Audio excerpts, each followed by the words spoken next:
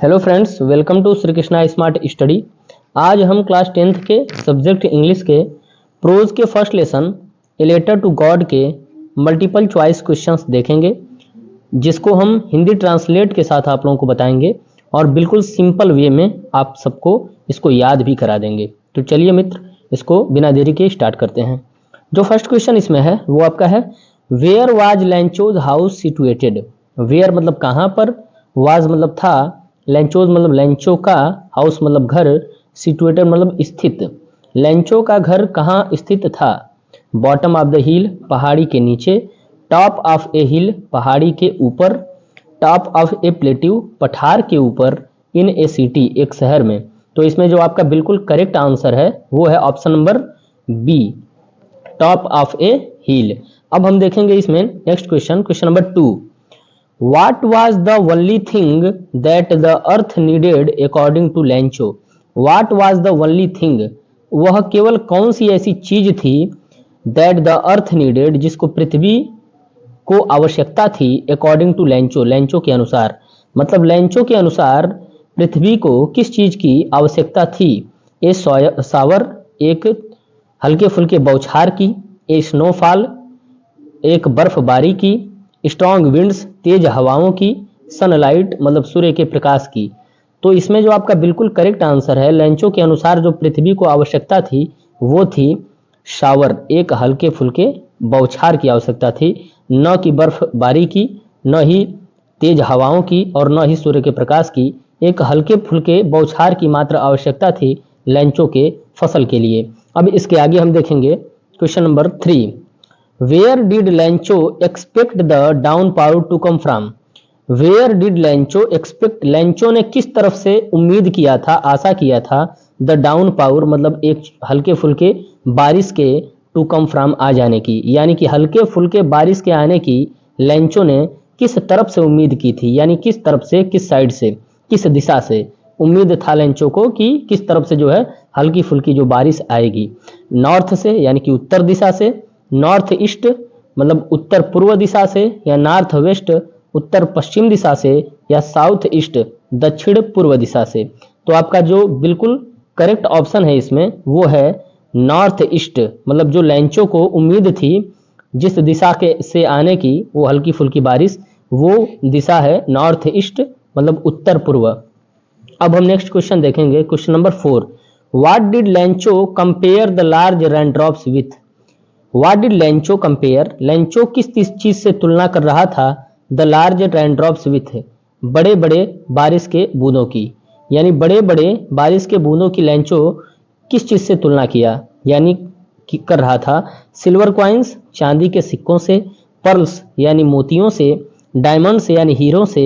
New coins या नए सिक्कों से। तो जो लैंचो है बड़ी बड़ी बारिश की बड़ी बड़ी बूंदों का तुलना न्यू कॉइन्स से कर रहा था, यानी कि नए नए सिक्कों से कर रहा था कि ये जो बारिश की बूंदें गिर रही हैं ये नए नए सिक्के हैं। Which crop was growing on Lencho's fields?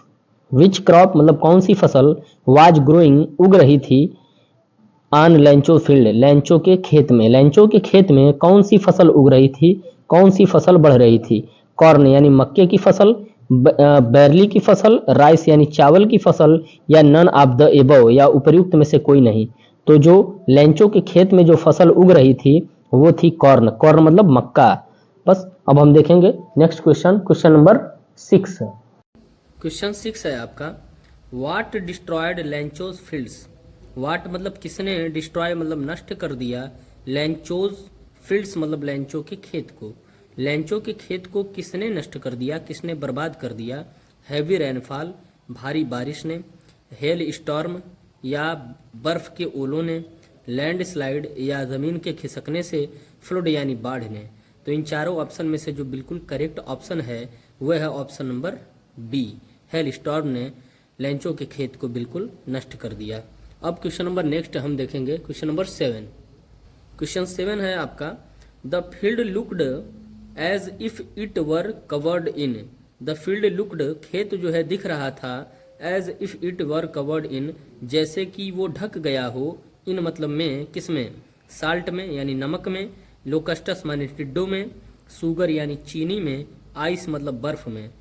जो खेत है, जो लेंचो का खेत है, वो कैसा दिख रहा था? कैसा दिख रहा था? जैसे कि वो ढक गया हो। किससे?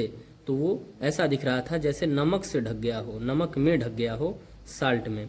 तो वो आपका बिल्कुल करेक्ट जो आंसर है वो है साल्ट। अब हम देखेंगे next question, question number 8। Lencho compared the quantum of damage with. Lencho compared, Lencho ने तुलना किया, द क्वांटम मतलब मात्रा को, ऑफ डैमेज मतलब जो क्षति हुई थी, विथ मतलब किसके साथ? यानी जो लेंचो की क्षति हुई थी, जो नुकसान हुआ था लेंचो का, उसकी मात्रा को वो किससे कंपेयर कर रहा था, किससे तुलना कर रहा था? अटैक बाय रैट्स मतलब चूहों के प्रहार से तुलना कर रहा था। अटैक बाय क्रो कौओं के प्रहार से तुलना कर रहा था। प्लेग्यू ऑफ लोकस्टस टिड्डों के प्रकोप से तुलना कर रहा था। नन ऑफ द एबव या उपर्युक्त में से किसी से नहीं। तो जो लेंचो है वो तुलना कर रहा था लोकस्टस, प्लेग्यू ऑफ लोकस्टस यानी टिड्डों के प्रकोप से। अब नेक्स्ट क्वेश्चन हम देखेंगे, क्वेश्चन 9 है हमारा। What was the only hope left in the hearts of Lencho's family. What was the only hope left, वो कौन सी एक उम्मीद थी जो बची हुई थी, इन द हार्ट हृदय में, ऑफ लेंचो फैमिली लेंचो के परिवार के। लेंचो के परिवार के हृदय में वो कौन सी एक उम्मीद जो है बची हुई थी?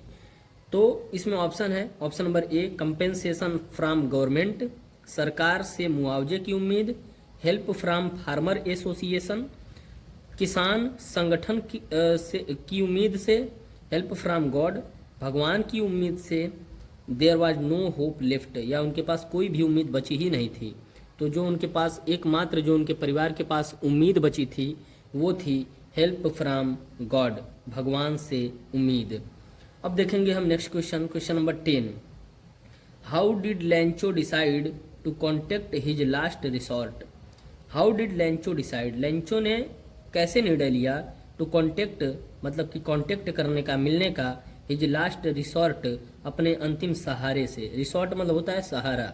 अपने अंतिम सहारा, अपने अंतिम उम्मीद से मिलने का लेंचो ने किस प्रकार से निर्णय लिया? बाय विजिटिंग देम पर्सनली, जो फर्स्ट ऑप्शन है आपका वो है बाय विजिटिंग देम पर्सनली, उनसे व्यक्तिगत जाके मिलने का निर्णय लिया भगवान से। थ्रू अ लेटर, पत्र के माध्यम से मिलने का निर्णय लिया। थ्रू ईमेल, ईमेल के माध्यम से मिलने का निर्णय लिया, अपनी बातों को बताने का निर्णय लिया। या थ्रू फैक्स, या फैक्स के माध्यम से। तो जो बिल्कुल करेक्ट ऑप्शन है आप सबको पता होगा, ऑप्शन नंबर बी है थ्रू अ लेटर।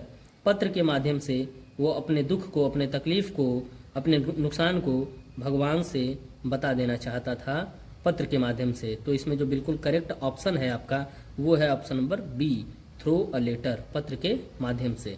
अब देखेंगे हम क्वेश्चन नंबर नेक्स्ट, क्वेश्चन 11 है आपका। How much money did Lencho ask for. How much money मतलब कितने रुपए, did Lencho ask for Lencho ने मांगे थे।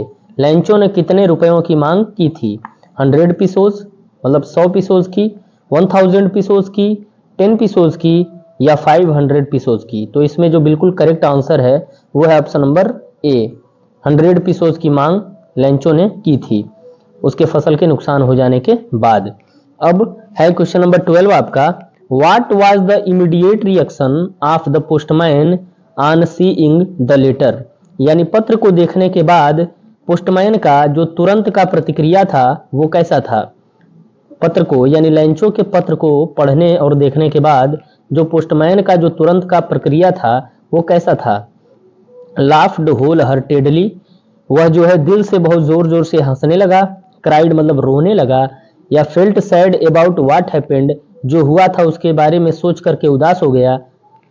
फेल्ट इम्पैथेटिक, या चौथा ऑप्शन है फेल्ट इम्पैथेटिक, या जो है सहानुभूति महसूस करने लगा। तो इसमें जो बिल्कुल करेक्ट आंसर है आपका वो है option number A, laughed wholeheartedly, वह जोर जोर से जो है हंसने लगा उसके पत्र को पढ़ करके। अब देखेंगे हम क्वेश्चन नंबर 13। क्वेश्चन नंबर 13 है आपका। The post master was a fat amiable man, what is the meaning of amiable. The post master यानी कि जो पोस्ट मास्टर था, was a fat amiable man, एक मोटा और खुशमिजाज व्यक्ति था। What is the meaning of amiable, इसमें एमिएबल का अर्थ क्या होगा? र्यूड होगा, हेल्पफुल होगा, फ्रेंडली होगा या इंथुसियस्टिक होगा। तो र्यूड मतलब होता है क्रूर, हेल्पफुल मतलब होता है मददगार, फ्रेंडली मतलब होता है मित्रतापूर्ण वाला, इंथुसियस्टिक मतलब होता है उत्साही। तो इसमें जो बिल्कुल करेक्ट आंसर है आपका वो है ऑप्शन नंबर सी, फ्रेंडली। जो पोस्टमास्टर था वो बहुत ही फ्रेंडली था। अब जो है हम देखेंगे question number 14। What else did the reply demand apart from goodwill ink and paper. What else did the reply demand, यानी कि प्रत्युत्तर में जो मांग थी वो कैसी थी। अपार्ट मतलब के अलावा, फ्रॉम गुडविल यानी कि एक गुडविल मतलब होगा सहानुभूति, इंक मतलब कि जो है इंक जो लिखते हैं स्याही, एंड पेपर और पन्ने, यानी कि स्याही, पन्ने और सहानुभूति के अलावा और कौन सी ऐसी चीज थी जिसकी डिमांड उस पत्र में की गई थी प्रत्युत्तर के रूप में, रिप्लाई के रूप में। जो लेंचो पत्र दिया था वो उसके रिप्लाई में जो है गुडविल, इंक और पेपर के अलावा और क्या मांग किया था, तो लॉस्ट क्रॉप। पहला ऑप्शन इसमें दिया है लास्ट क्रॉप, मतलब अपने खोए हुए फसल की मांग किया था। मनी मतलब कुछ पैसों की मांग किया था। गॉड सिग्नेचर भगवान के हस्ताक्षर की मांग किया था, या न्यू सीड्स या नए बीज की मांग किया था कि मुझे नई बीज दीजिए। नहीं, इन चारों में से एक ऑप्शन सही है, वो है ऑप्शन नंबर बी। बिल्कुल करेक्ट आंसर है आपका ऑप्शन नंबर बी। उसने जो है 100 पीसोज मनी की मांग की थी, यानी पैसों की मांग की थी। अब है question number 15। What did Lencho think of the post office employees. बिल्कुल जो है सिंपल क्वेश्चन है आपका। What did Lencho think, Lencho ने क्या सोचा of the post office employees, उस पोस्ट ऑफिस के कर्मचारियों के बारे में, यानी पोस्ट ऑफिस के कर्मचारियों के बारे में लेंचो ने फिर क्या सोचा। अनहेल्पफुल यानी कि जो है बिल्कुल अनुपयोगी हैं, मतलब मदद करने वाले नहीं हैं। र्यूड मतलब क्रूर हैं। बंच ऑफ क्रुक्स बेईमानों के समूह हैं। प्राउड मतलब घमंडी हैं। तो इनमें जो चारों ऑप्शन में जो बिल्कुल करेक्ट ऑप्शन है, लेंचो पोस्ट ऑफिस के कर्मचारियों के बारे में सोचता है कि जो पोस्ट ऑफिस के कर्मचारी हैं ये सभी एक प्रकार के बेईमानों के समूह के रूप में हैं, जो भगवान से आए हुए पैसों में से कुछ पैसे चुरा करके और बाकी के सिर्फ कुछ ही पैसे हमें दे रहे हैं। तो ये जो पोस्ट ऑफिस के कर्मचारी हैं, जो एम्प्लॉयज़ हैं, ये सब बंच ऑफ क्रुक्स हैं, बेईमानों के समूह हैं। तो बिल्कुल correct option option number C है आपका, बंच ऑफ क्रुक्स। बस यही तक मित्रों, ये था आपके ए लेटर टू गॉड का पूरा एमसीक्यू, बहुत ही महत्वपूर्ण एमसीक्यू। अब इससे अलग और इससे ज़्यादा ए लेटर टू गॉड से और कोई क्वेश्चन नहीं बनाएगा। अगर ए लेटर टू गॉड से क्वेश्चन बनाता है एमसीक्यू का तो इसी से रिलेटेड आएगा, इन्हीं 15 एमसीक्यू में से कोई ना कोई होगा।